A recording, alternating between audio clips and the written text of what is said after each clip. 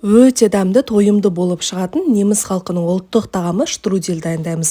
Міндетті түрде бүгінгі кешкі асқа дайындап көріңіздер. Алдымен қамырын дайындап аламыз. Ол үшін жылы суымызға бір жұмыртқамызды, тұзымызды қосып жақсылап араластырамыз.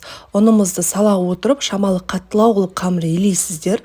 Бұның тестасы, яғни қамыры қаттылау болады. Бетін жауып 1 сағатқа қалдырамыз.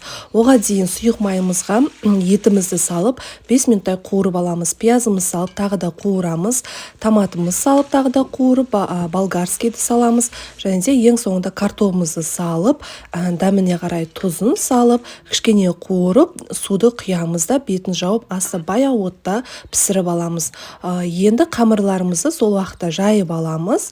Ұнымызды аз-аз сеуе отырып, қамырларымызды жаямыз. Қамырларды қатты жұқа қылып жайып жібермеңіздер, кішкене қалыңырақ болады. Осылай жайып шыққаннан кейін арасына сұйық майымызды жағып, сәбізімізді теркадан өткізіп, арасына салып шығып, дәл видеодағыдай орап шығамыз. Орап алғаннан кейін бірнеше бөліктерге бөлеміз. Осы тұста қазанға да пісіріп алсаңыздар болады. Жаңа тағамның үстіне, ал мен мантоваркаға пісіріп алдым. Мантоваркамызды майлап, қайнап тұрған суымызға 20-25 минуттай пісіріп аламыз. Мінекей біздің тағамымыз дайын болды. Өте дәмді болып шығады. Дәл осылай видеодағыдай әсемдеп, дәл ортасына жаңа подливамызды құйып ұсына беріңіздер. Ас болсын.